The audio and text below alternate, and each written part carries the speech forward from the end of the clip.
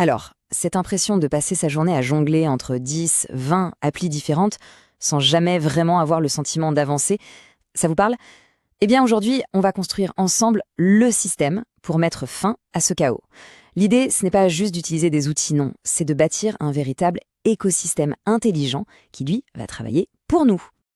Voilà, on commence avec cette citation qui résume mais alors parfaitement le problème. Ce fameux ping-pong digital. On saute de Slack à Notion, puis de Notion à sa boîte mail et rebelote. C'est un cycle qui n'en finit pas et qui au final nous épuise. Il grille notre énergie, mais surtout il pulvérise notre concentration. C'est exactement ça le problème. Cette fragmentation constante, c'est l'ennemi public numéro 1 de l'efficacité. On a cette illusion d'être super occupé, on brasse de l'air, mais au fond, sur ce qui compte vraiment, on avance à pas de fourmi. Mais la bonne nouvelle, c'est qu'il y a une méthode pour s'en sortir. Et la solution, c'est ce changement de perspective. La nuance, elle est vraiment cruciale. Voyez, un outil, c'est juste un marteau. Un système, c'est le plan complet de la maison. Il ne s'agit pas du tout d'ajouter une énième application à la pile. Non, il s'agit de créer un flux de travail, un workflow qui soit cohérent, où chaque pièce du puzzle a sa place et son rôle bien défini. Bon, la première étape, la fondation de tout notre édifice, c'est la planification. Mais attention, pas la planification à l'ancienne. On va voir comment on peut utiliser l'IA comme un véritable partenaire stratégique. Pensez-y comme un cerveau externe, surpuissant, qui va nous aider à y voir clair dans nos objectifs.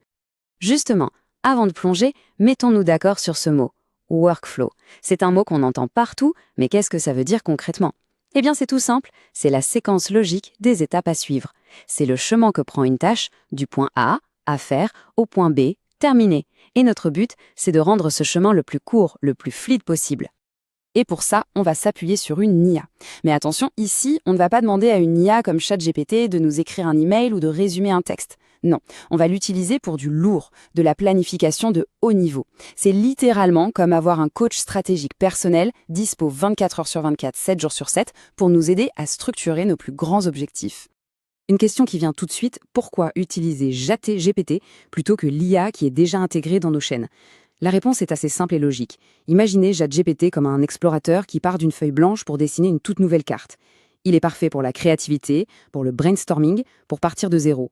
Notion AI, lui, c'est plutôt le copilote génial qui nous aide à naviguer sur une carte qui existe déjà dans notre Notion.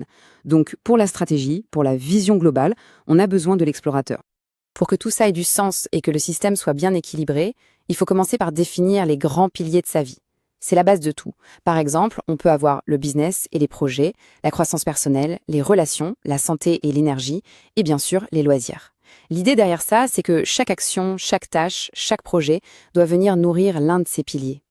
Une fois que ces piliers sont clairs, on passe à une hiérarchie super simple, la règle des 3. C'est tout bête mais ultra efficace. Pour chaque mois, on se fixe 3 objectifs majeurs. Ensuite, pour chaque semaine, on définit 3 priorités qui servent ces objectifs mensuels. Et enfin, chaque jour, on identifie les 3 tâches les plus importantes pour faire avancer les priorités de la semaine. C'est simple, c'est clair, et surtout ça évite complètement la surcharge mentale. Ok, le plan stratégique est posé, c'est super. Maintenant, il faut bien un endroit pour que tout ça prenne vie, pour mettre tout ça en musique. Il nous faut un véritable quartier général numérique. Et ce quartier général, ce QG, pour nous, ça va être Notion. Il faut le voir comme notre tour de contrôle personnel. L'idée, c'est de tout centraliser. Fini les notes qui traînent sur un post-it, les tâches dans une appli, les projets dans un tableur. Non, là, tout est au même endroit, tout est connecté, tout respire ensemble. Alors, au cœur de ce QG, on va construire 3 briques fondamentales.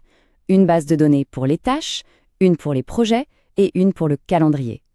Mais le vrai secret, la magie de Notion, ce n'est pas les bases de données elles-mêmes, c'est la relation qu'on crée entre elles. Une tâche n'est plus jamais toute seule dans son coin, elle est connectée à un projet. Un projet, c'est simplement un dossier qui regroupe plusieurs tâches. C'est cette connexion qui transforme de simples listes en un système intelligent et puissant. Ok, on a le plan grâce à l'IA. On a le QJ avec Notion. Maintenant, on va passer à la vitesse supérieure. On va s'attaquer à l'automatisation. Et c'est là, croyez-moi, que la magie opère vraiment. Et l'impact, il est bien réel, ce n'est pas du vent.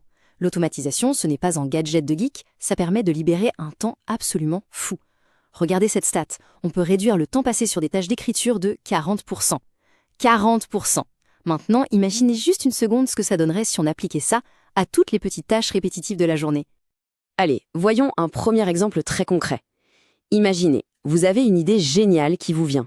Comment on fait pour la transformer en un plan d'article bien structuré, sans avoir à faire le moindre copier-coller, sans aucune action manuelle? Eh bien, regardez comme c'est simple. Étape 1, on poste l'idée dans un canal Slack, par exemple. C'est le déclencheur. Étape 2, un outil comme Make détecte ce message et l'envoie direct à ChatGPT.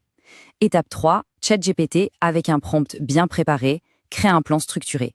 Et enfin, étape 4, Make prend ce plan et va le ranger tout seul, comme un grand, dans notre base de données Notion. Résultat, 0 action manuelle, le flux est 100% automatique. Deuxième cas d'usage, tout aussi utile. On a tous ce problème. Comment être sûr de ne jamais oublier les tâches les plus importantes de la journée, celles qui sont vraiment urgentes?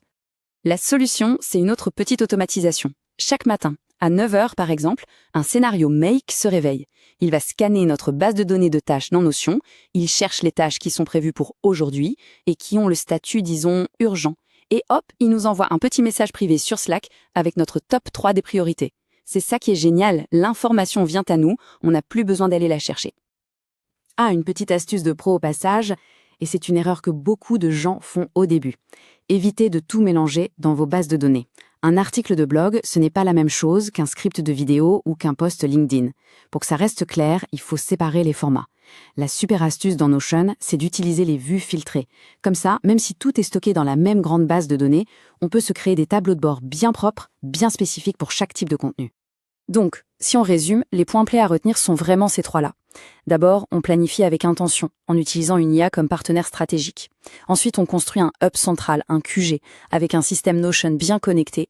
Et enfin, on automatise tout ce qui est répétitif avec un outil comme Make pour éliminer les tâches sans valeur ajoutée et gagner un temps précieux. Et un dernier conseil, peut-être le plus important avant de se lancer. N'essayez pas de tout automatiser d'un seul coup. C'est le meilleur moyen de se décourager et de tout laisser tomber. La bonne approche, c'est de commencer par un cas petit mais visible. Trouvez cette petite tâche répétitive qui vous agace tous les jours, ce petit caillou dans la chaussure. Automatisez-la. Le gain sera peut-être petit, mais il sera immédiat et visible. Et c'est cette première victoire qui donne l'élan pour la suite. Parce que finalement, le but de tout ce système, ce n'est pas juste de gagner du temps pour gagner du temps, non. Le véritable objectif, c'est de passer d'un mode réactif, où on subit le chaos, à un mode proactif, où on reprend le contrôle, où l'on décide de ce qui est important. Et voilà comment on peut commencer à passer du chaos au contrôle. Si ce genre d'astuces sur la tech intelligente et la productivité vous plaît, eh bien, pensez à vous abonner à DigiPro Unique pour ne rien rater des prochaines. Merci de m'avoir écouté et à très bientôt.